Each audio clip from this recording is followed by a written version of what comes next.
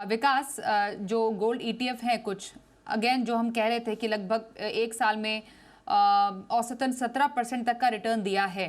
तो gold ETF में अगर कोई निवेश कर रहा है या करना चाहता है, अपने पोर्टफोलियो में शामिल करना चाहता है, तो एक सिलेक्शन का प्रोसेस क्या होना चाहिए? लाइक एनी अदर फंड, जो जब हम निवेश के लिए जाते हैं, तो गोल्ड ईटीएफ में कौन से ऐसे क्राइटेरिया है जिसको ध्यान में रखते हुए किसी को ऐसा कोई फंड चुनना चाहिए?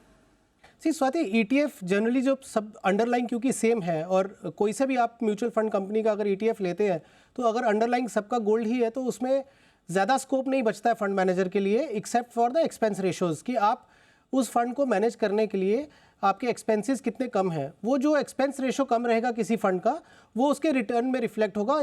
लॉन्ग टर्म अगर आप देखेंगे उसमें पीरियड में, लाइक 5 ईयर 10 ईयर पीरियड में यदि कोई 10-20 बेसिस पॉइंट का भी डिफरेंस क्रिएट करता है तो वो उनकी रिटर्न पे रिफ्लेक्ट होगा। तो प्राइमरीली वही है। दूसरा, आप एक अच्छे फंड हाउस को अगर थ्रू करेंगे, क्योंकि कई बार एक टेक्निकल चीज़ बोलना चाहूँगा कि अगर किसी एक फंड में अच्छे फ्लोज आते हैं उस गोल्ड ईटीएफ में, और मान लीजिए मार्केट गिरती है, सो आप अगर खुद से गोल्ड बाय करते हैं तो जब तक market means I am with respect to gold, कि अगर गोल्ड का भाव गिरता है तो अगर आपने खुद से लिया है और अगर आपको लगता है कि उसका भाव नीचे गिरा है तो आप और बाय करना चाहते हैं, बट आपके पास उतनी लिक्विडिटी नहीं है, तो आपने ईटीएफ लिया है, तो फंड मैनेजर को अगर आप नहीं खरीद रहे हैं, कोई दूसरा इन्वेस्टर खरीद रहा है, तो there is a supply of money, जो कि फंड मैनेजर उसका बेनिफिट लेते हैं कि बिकॉज गिरे हुए बाजार में या गोल्ड के भाव जब गिरे हैं तो उनको वो फ्लोज आ रहे हैं, उसका बेनिफिट आपके एनएवी में रिफ्लेक्ट होगा।